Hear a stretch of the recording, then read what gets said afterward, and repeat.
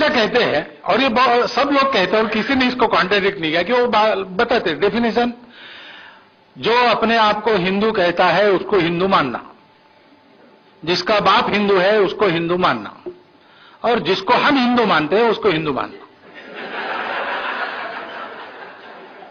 तो आप चाहे जब किसी को भी हिंदू मान सकते हैं, किसी को भी नहीं मान सकते, वर्केबल है, आपका काम नहीं रुकता, आपको जो काम कर रहा है वो कर लीजिए। देखो, उन्होंने एक बार कहा, ऐसा हमको मोरोपंत जी ने बताया, कि अरे इसके डिफाइन करने की क्या आवश्यकता है, मोहन भागवत को डिफाइन करो। क्या डिफाइन करना, वहां दरवाजे में खड़े होकर मोहन भागवत ऐसे आवाज देना, जो आ कहेगा वो मोहन भागवत है। तो आपको डिफाइन क्या करना, आप पुकारो, हिंदू करके पुकारो, जो उसको रिस्पॉन्ड करेंगे वो हिंदू है। इसी वर्केबल डेफिनेशन है, ये हमको आसान लगती है, किसी को और कोई डेफिनेशन आसान लगती होगी। हर एक की डेफिनेशन अपने अपने मामले में अलग अलग रहती है और रहनी पड़ेगी। हिंदुत्व भी ऐसा है, way of life, way of life हम कहते, सही बात है, वे ऑफ लाइफ है। Hindu is not a religion. England में ऐसा, यूके में ऐसा हुआ, सबको चैरिटी कंसेशंस थे सरकार की ओर से, मुसलमानों को थे, ईसाइयों को थे, बौद्धों को थे, जैनों को थे, शैव करके कोई जाता था तो था, वैष्णव जाता था तो था, हिंदू करके नहीं था।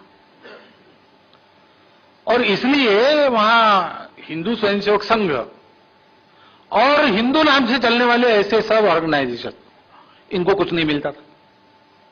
उन्होंने पिटीशन किया तो कोर्ट ने कहा कि हिंदू रिलीजन कहाँ है, Hindu is way of life, आप ही लोगों ने कहा है।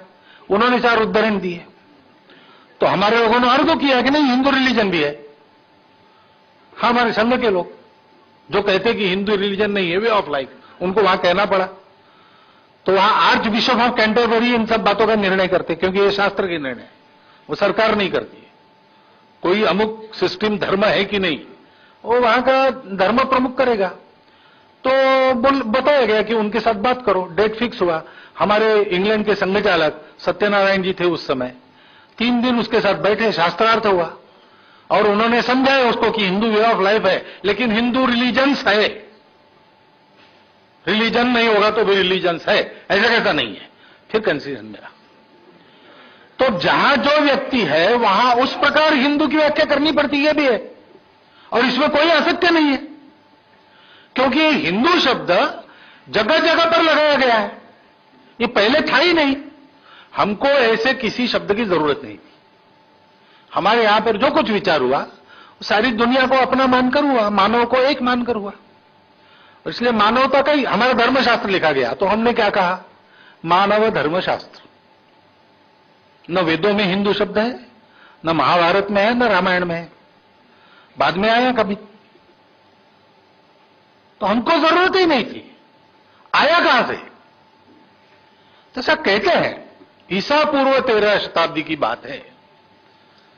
अब कालगणना के बारे में बड़े विवाद है, इसलिए वो कालगणना और वो समय वो जमता है कि नहीं मालूम, जमेगा, क्योंकि विवाद है तो जम भी सकता है। कहते हैं कि झरतुष्ट्र जब अलग हुए और थोड़ा सा कट्टरपंथी थे कि हमारा ही सही है, बाकी सबका गलत है। अपने यहां की मानवता की बात थी और इसलिए हमारा भी सही है, तुम्हारा तुम्हारी जगह सही है, तुम अपनी श्रद्धा पर चलो, मैं अपने श्रद्धा पर चलता हूं, लेकिन देखो मिलकर चलना है, आपस में झगड़ा नहीं करना। मेरी श्रद्धा का तुम आदर करो, तुम्हारी श्रद्धा का मैं करता हूं। और केवल आदर नहीं करता हूं, मैं भी ये मानता हूं कि तुमको तुम्हारे रास्ते से वही भगवान मिलेगा जो मेरे रास्ते से मुझे मिलता है। कथा है उपनिषद में ऐसी, नाम दिए उन्होंने, अमुक स्थान का अमुक व्यक्ति, अमुक स्थान का अमुक व्यक्ति, अमुक स्थान का अमुक व्यक्ति। एक व्यक्ति को मिलने गए कि वो आत्मा क्या है, उसकी वो ब्रह्म क्या है, उसका ज्ञान हमको करना है। हम ब्रह्म की उपासना कर रहे हैं, लेकिन आप उसके जानकार है, तो हम जिस ब्रह्म की उपासना कर रहे हैं वो सही है कि नहीं? तो फिर वो पूछता है कि आप किस ब्रह्म की उपासना करते हैं? तो कहता है कि हम वायु ब्रह्म की उपासना करते हैं। वो कहता हाँ, इसीलिए आपके यहाँ धन धान्य सब प्रकार की समृद्धि है, आप सब लोग स्वस्थ है, आपके कृषि में अन्न उपजता है, आपको लंबा और आयुष्य मिलेगा और आपको शांति भी प्राप्त होगी। फिर उसको पूछता है तुम? तो कहता मैं अग्नि ब्रह्म की उपासना करता हूं। फिर कहा हाँ, इसीलिए आपके यहाँ वही, बिल्कुल वही पैसेज, इसीलिए आपके यहाँ ये है वो है। तो देखने लगते पांचों लोग कि हर एक के ब्रह्म के बारे में ये वही बात बता रहा है।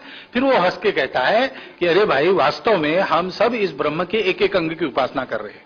ये पूरा ब्रह्म, ये सब मिलाकर और कुछ है, और उस पूरे ब्रह्म की हम उपासना कर रहे हैं, ये मन में रखकर अपने अपने ब्रह्म की उपासना करो। अभी हमारे यहां का विचार था, अब वो नहीं रास आया, हमारा ही सही है, तुम्हारा गलत है, इसलिए अलग हुए। तो ये लोग कौन है जो अलग हुए वो, और जिनसे अलग हुए वो लोग कौन है? नाम देने की उनको जरूरत पड़ी, क्योंकि थे तो यही के, सिंधु के उस पार चले गए और ईरान में बस गए। तो वहां के मूल निवासियों ने पूछा कि आप लोग कौन है, आप भी तो उधर से आए। तो बोले नहीं, हम ऐसे ऐसे है, झरतुष्टि है, और ये लोग कौन है? तो ये सिंधु के उस पार के लोग हैं, यानी हिंदू है। ये नाम हमको पड़ा, ऐसा कहते हैं।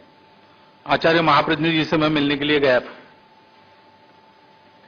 तो उन्होंने कहा कि हमारा धर्म अलग है, लेकिन समाज हमारा हिंदू है, संस्कृति हमारी हिंदू है, राष्ट्र हमारा हिंदू है। और ये बड़ा प्राचीन शब्द है। जैन साहित्य में घुमंतु लोगों के अर्थ में हमारे लोग सारी दुनिया में घूमते थे। पहला मानव यहीं पर उत्पन्न हुआ, यहीं से दुनिया में सारे जाकर देखकर आया, और आने के बाद वेदों में कहा कि ये हमारी भूमि श्रेष्ठ है, क्योंकि सारी भूमि देख ली थी।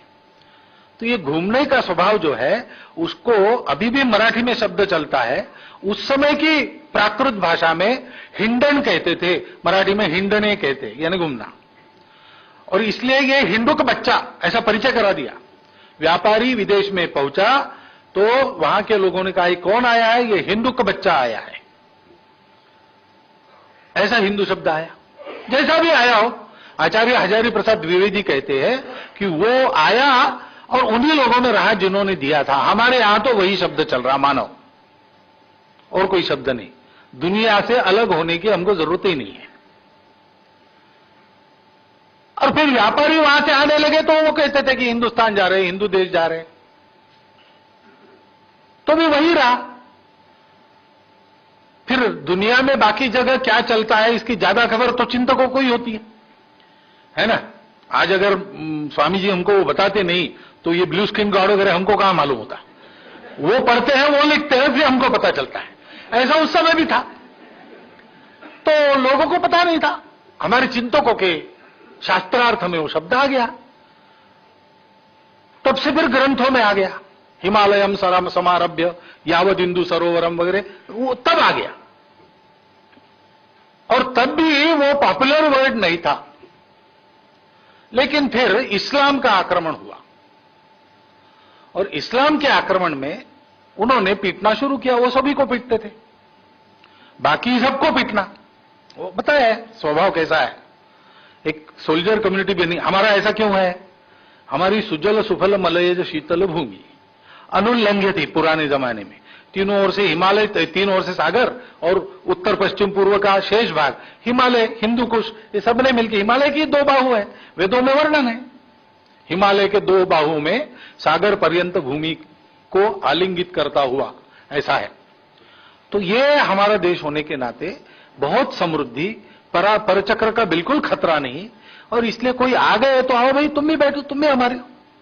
सौभावना, शांति, अहिंसा, समृद्धि, ये सारा अपने यहां।